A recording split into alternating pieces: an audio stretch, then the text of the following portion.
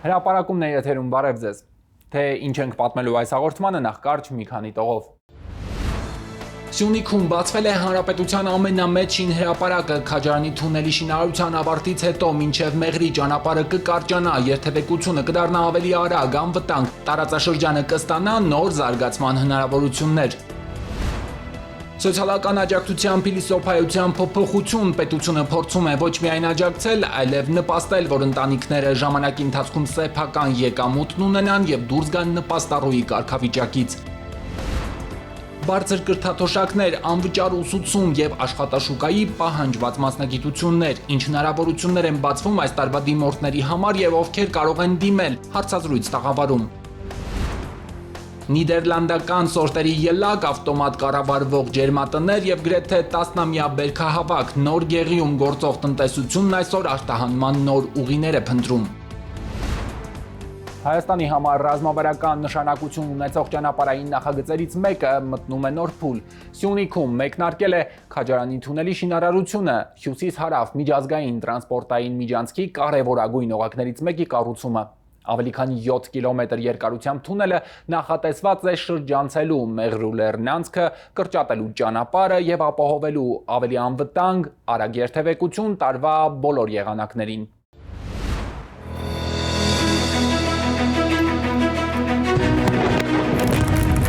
Խորհրդանշական պայթյուն Սյունիքում Հայաստանի ու Իրանի դրոշների գունային մոտիվներով, այսպիսով տրված է Քաջարանի թունելի շինարարության մեկնարկը։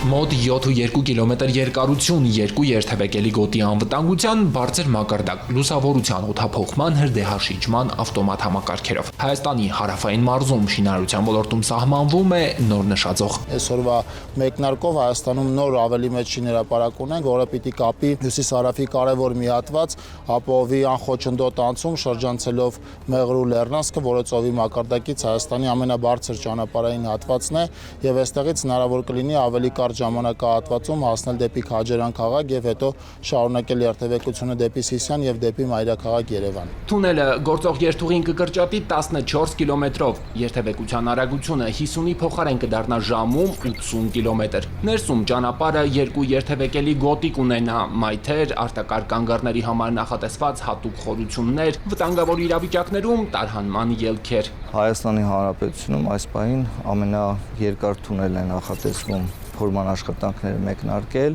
ընդհանուր լայնությունը շուրջ 11 մետր եւ նախատեսվում է 6 տարվա ընթացքում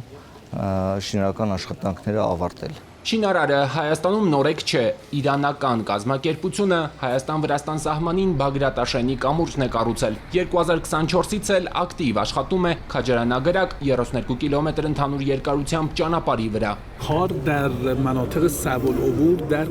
Իրականացվող շինարարությունը բարդ ռելիեֆային տարածքում է ու բավական ծախսատար, այն որ Հայաստանի կառավարությունը հանձն է առել նման դժվար աշխատանք, կառուցում է թունելներ ու կամուրջներ, ինձ համար շատ գնահատելի է։ Այս նախագիծը ազդելու է ոչ միայն ձեր երկրի, այլև տարածաշրջանի բոլոր երկրների վրա։ Մենք էլ Իրանում ենք լայնածավալ աշխատանքներ կատարում, որ այս երկու ճանապարհները միանան ու խթանեն տնտեսական զարգացմանը։ Քաջարան-Ագարակ 32 կիլոմետր ճանապարհահատվածում արդեն 2 թունել հորատված է։ Ընթացքում են բետոնացման, ջրամեկուսացման աշխատանքները։ 15 կամուրջներից 14-ի վրա ինտենսիվ շինարարություն է։ Ընդհանուր գործի կեսից ավելին արված է։ Մոտ 215 միլիոն դոլարանոց այս ծրագիրը սյունիքցիների կյանքում արդեն փոփոխություններ բերել է։ Բնակիչներն էլ վստահեցնում են, որ նախ այս տարածքում սկսել է բիզնես հետաքրքրությունը ավելի մեծանալ, բնականաբար դրանով պայմանավորված նաև անշարժ գույքի գներն են փոխվել տարածքում, բազմաթիվ սյունեցիներ, Մեղրի եւ Ագարակի եւ հարակից բնակավայրերի բազմաթիվ բնակիչներ ներգրաված են բուն շինարարական գործընթացում։ Շինհրապարակում ամեն օր աշխատանքի է դուրս գալիս ավելի քան 600 մարդ։ Այս փուլում միջին օրական կատարողականը գնահատվում է շուրջ 60 միլիոն դրամ։ Հյուսիս-հարավի այս հատվածում գործը պիտի ամփոփեն 2027-ի տարեվերջին, Քաջարանի թունելի շինարարությունը 2032-ին։ Սոցիալական աջակցությունը Հայաստանում նոր փուլ է մտնում։ Փոփոխություններից հետո կառավարությունը փորձում է սոցիալական աջակցությունն ավելի հասցեական դարձնել եւ միաժամանակ խրախուսել զբաղվածությունը։ Նոր կարգով նպաստ ստացող ընտանիքների աշխատունակ անդամները կներառվեն աշխատանքի որոնման գործընթացում, իսկ աշխատանքի անցնելը չի նշանակի պետական աջակցության անհապաղ դադարեցում։ Համակարգն արդեն փորձարկվել է Կոտայքի եւ Սյունիքի մարզերում, իսկ հուլիսի 1-ից գործում է հանրապետության ամբողջ տարածքում։ Իհարկե աշխատելու ենք, երեխաները մեծանան, աշխատելու ենք։ Գոհար Ավետիսյանը 4 անչափահաս երեխաների մայր է, առայժմ չի աշխատում։ Աշխատանք չունի նաև ամուսինը։ 2023-ին Ղարաբաղից տեղահանված ընտանիքը բնակության մի քանի հասցե է փոխել։ Անցած տարվանից հաստատվել են Կոտայքի մարզի Մրգաշեն գյուղում, Վարձով են ապրում։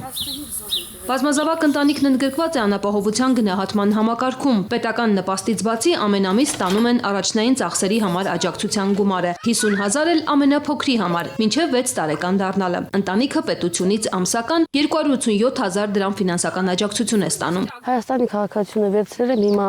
ամբողջությունից արդեն վերցրել, տան հարցով էլի, որ սերտիֆիկատը վերցրել ենք արդեն։ 24 միլիոն դրամ արժողությամբ հավաստագիրն էլ արդեն ունեն, տան հարցը լուծեն, կմտածեն նաև աշխատանք գտնելու մասին։ Ոնց կարա չաշխատես։ Ղարաբաղցին աշխատող մարդ է, դա հաստատ է։ Նպաստ ստացող ընտանիքների աշխատունակ անձանց զբաղվածության ապահովումը պարտադիր է անապահովության նոր համակարգով։ Նոր փոփոխության նպատակը ոչ թե կարիքավոր մարդկանց համակարգից դուրս թողնելն է, այլ նրանց օգնելը, որ ժամանակի ընթացքում ֆինանսապես ավելի կայուն վիճակում լինեն, նպաստի կարիք չունենան։ Այն պահից, որ ընտանիքը հայտնվի համակարգում, ընտանիքի աշխատունակ անդամները համարվելու են մեր համար աշխատանք փնտրողներ, անմիջապես մեր զբաղվածության մասնագետները զբաղվելու են նրանց աշխատանք փնտրելով։ Շատ մեծ հույս ունենք, որ արժանապատիվ աշխատանքը ընտանիքները գերադասելու են ուղղակի նպաստից կախված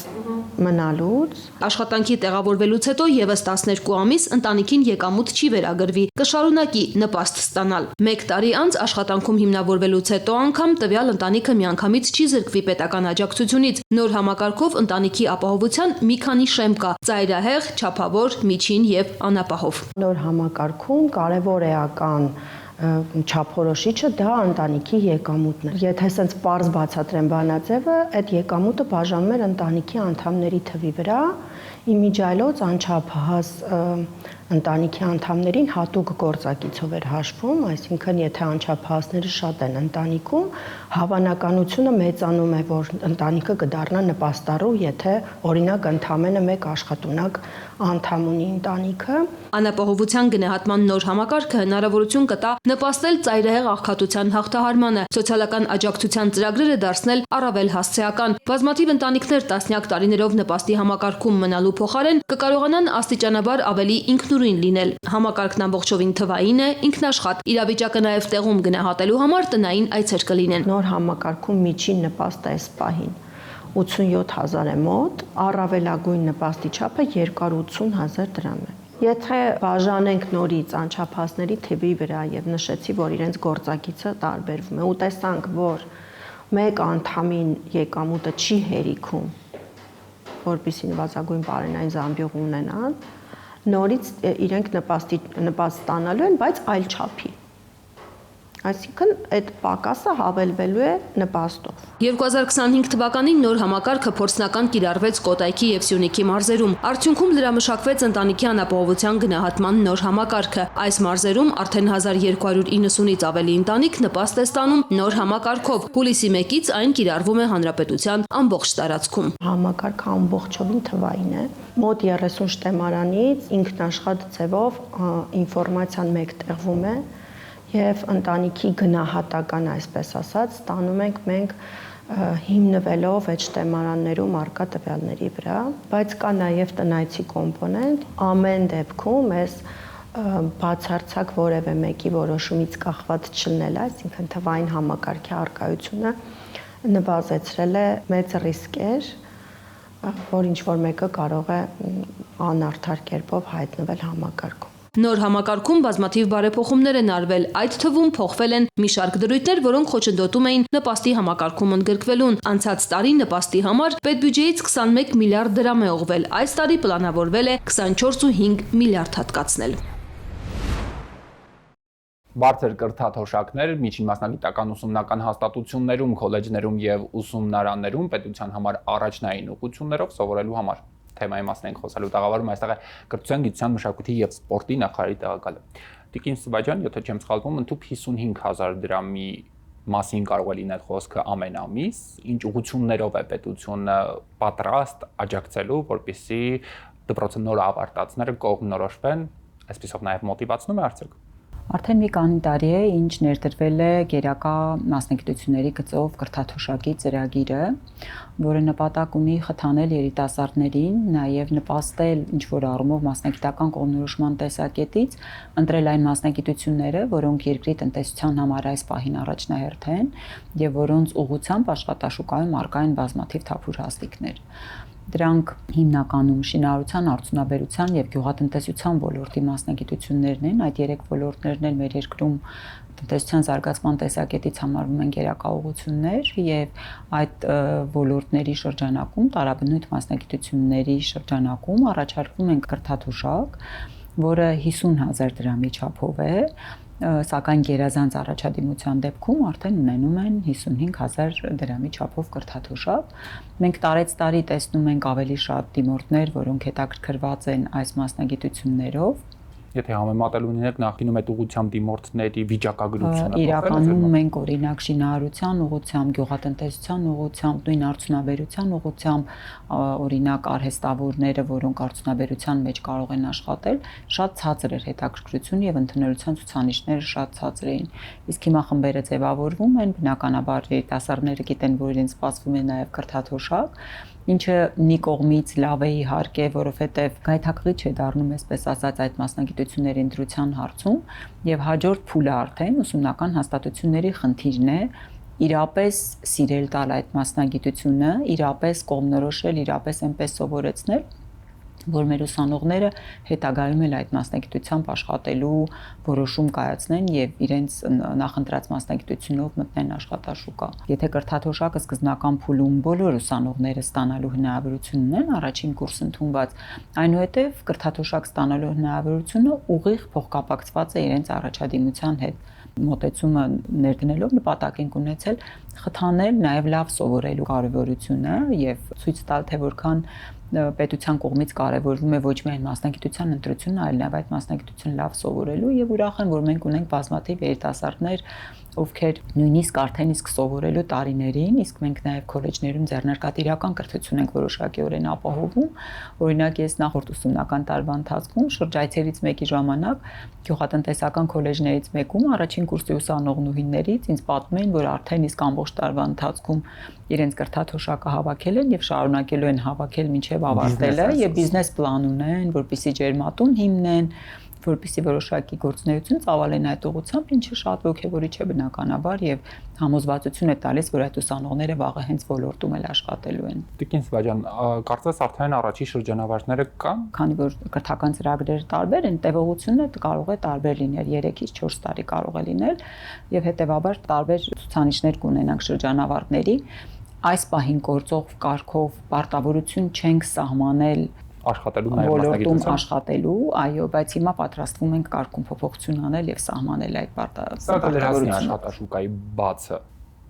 Կարծում եմ, որ կլրացնի հատկապես պարտավորության սահմանումը, որովհետև պետությունը հսկայական ներդրում է անում այս ուղղությամբ եւ իհարկե ամեն դեպքում երիտասարդը ինքը պիտի սիրի այդ մասնագիտությունը, որ այդ մասնագիտությամբ աշխատի, բայց մյուս կողմից մենք հիմա փորձում ենք ինչ-որ մեխանիզմներ ներդնել, որով կամ աշխատաշուկա կմտնի եւ տվյալ մասնագիտությամբ կաշխատի, կամ եթե չմտնի, ստիպված է լինելու փոխհատուցել։ Փոխվել է միջին մասնագիտական ուսումնական հաստատությունների դիմագիծը, կարողությունները, այս իմաստով պետությունը ինչ քաղաքականություն է վարում։ Իհարկե մենք որոշ ուսումնական հաստատություններում արդեն ունենք բավական մեծ ծավալի ենթակառուցվածքների բարելավման, նոր գույքով հագեցման, ուսումնալաբորատոր բազաներով հագեցման, բայց պիտի ասեմ, որ ավելի մեծ ծավալի դեռ գործընթացում է եւ կառավարության հաջորդ ծրագրի համար մենք առաջարկել էինք ինչպես դպրոցների եւ մանկապարտեզների ծրագիրն է 300 եւ 500 30 մասնագիտական ուսումնական հաստատություն, քոլեջ, այսինքն առաջարկել ենք ներառել կառավարության ծրագրում, զուգահեռ մեկ այլ աշխատանք ենք իրականացնում, ուսումնական հաստատությունների օպտիմալացման աշխատանք ենք իրականացնում, որովհետեւ հաճախ ունենք միևնույն տարածքում, միևնույն քաղաքում, խոսքը ավելի փոքր քաղաքների մասին է, բնականաբար ոչ Երևան քաղաքի, հարևանությամբ գործող մի քանի ուսումնական հաստատություններ նույն մասնագիտություններով կրթություն են իրականացնում թերբեռնված խմբերով, ոչ լիարժեք ուսումնալաբորատոր բազա ունենալով Այս դեպքում խոշորացումները շատ օգնում են, որովհետև թե մասնագիտական կադրերի տեսակետից որպես դասավանդողներ, թե պայմանների ապահովման տեսակետից, թե խմբերի հագեցվածության եւ ամբողջական ձևավորման տեսակետից ավելի լայն հնարավորություններ են բացում։ Այս տարվա ընդունելության համար ինչ-որ փոփոխություններ կան։ Այո, թեև մի քանի տարի արդեն ինչ մասնագիտական ուսումնական հաստատությունների ընդունելություն իրականացվում էր էլեկտրոնային ձևաչափով, այսինքն էլեկտրոնային հայտագրում էին անում, այնուամենայնիվ մի փոքր փոփոխություն ունենք այստեղ։ Ծնողները պիտի կամ քաղաքացիների, եթե չափահասների մասին է խոսքը,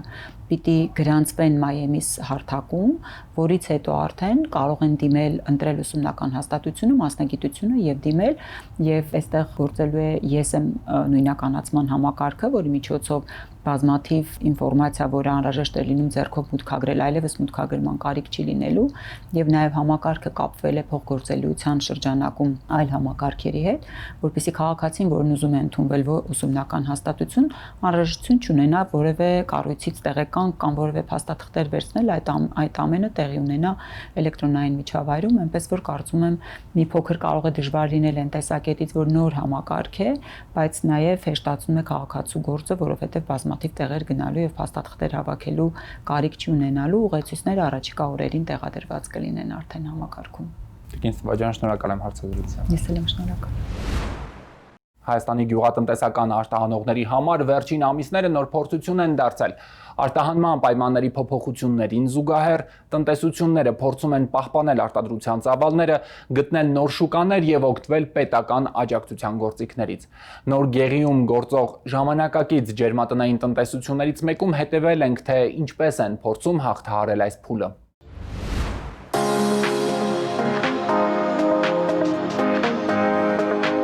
Բազմաբերք Ֆավորի ու Միաբերք Սոնսեշն Նոր Գեղիում գործող վերջին սերնդի ջերմատներում Բերի Մաունտ ընկերությունն արդեն քանի տարի ելակի նիդերլանդական այս տոկուն սորտերի արտադրությամբ է զբաղվում։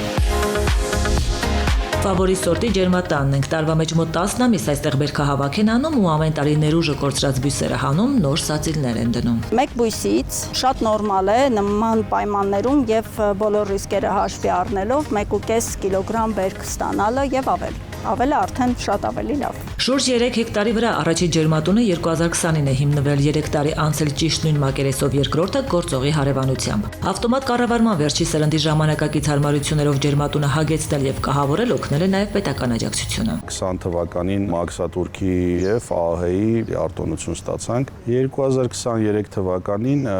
ընկերության երկրորդ բլոկը կառուցելու ընթացքում արդեն մենք դիմեցինք կառավարություն եւ ստացանք 50 միլիոն դրամի արտոնություն, մոտավորապես 1 միլիարդ դրամ կոնստրուկցիաներ ներմուծելու պարագայում։ Բացի այդ, մենք օգտվեցինք լիզինգային ծրագրից եւ 1.8 միլիոն եվրոյի լիզինգ ներգրավեցինք եւ մինչ այսօր տոկոսագումարը սուբսիդավորվում է կրկին կառավարության կողմից։ Մինչև այս ամառ բերքի գրեթե 95%-ն արտահանել են ռուսական շուկա։ Այս ուղղությամբ արտահանման ընթացիկ իրավիճակն անակնկալի բերեց ֆինանսական կորուստների։ Նոր շուկաներ դուրս գալու արտահանումը դիվերսիֆիկացնելու հարցն է հիմա օրակարգում։ Իրավիճակը կայունացնողն այս պահին պետական աջակցությունը, որի շրջանակում վարկային պարտավորությունների ժամկետները կվերանայվեն, հունիսին արտահանված բերքի դիմաց էլ փոխհատուցում կստանան։ Բուն աջակցությունը մենք ստանալու ենք հուլիս ամսվանից սկսած։ Այդ սուբսիդիաները մեծ օգուտ կտան, որովհետև մենք հիմա մասնավորապես արտահանում ենք Վրաստան եւ մեր գինը մոտավորապես երակի անգամ ընկել է Ռուսաստանի համեմատ, որովհետև վրացական շուկան ու հայկական շուկան գրեթե նույն շուկաներն են եւ պետական սուբսիդիան ինչ որ չափով հատուցում է եւ մոտիկացնում է մեզ համար սովոր ռուսական շուկայի գներին։ Արտահանված 1 կիլոգրամ ելակի դիմաց պետությունը կփոխհատուցի 770 դրամ, որպես նորոգություն այս պահին ընկերության համար գրավիչ է նաեւ Արաբական Միացյալ Էմիրությունները։ Վստահաբար կարամ ասեմ, որ բոլոր հայ-տեխ ջերմոցները, որոնք կան Հայաստանում, աճեցվում է այնպիսի որակի բերք, որը ցանկացած երկրում կունենա իր տեղը։ Պարզապես պետք է ժամանակ, մեզ մի քիչ վերակառուցենք, վերակազմավորենք եւ մեզ պետք է պետական օգնություն կոմպլեքսային կենցաղային լեզվով ասած մեզ այս 2-3 ամիսը պետքա կառավարությունը ձեռք մեկնի եւ մենք մնացածը կանենք։ Մենք մեր շուկաներն է կգտնենք, մեր արտադրանքն է կվաճառենք։ Հետագայի համար որպես շահեկանողություն դիտարկում են նաեւ իրանական շուկան։ Դուք դիտում եք հրապարակումը, շնորհակալություն ուշադրության համար։ Մեր բոլոր հաղորդումները հասանելի են նաև YouTube-ում, Armgo Veg-ում, իսկ մեր եթերային հաջորդ հանդիպումը մեկ շաբաթից։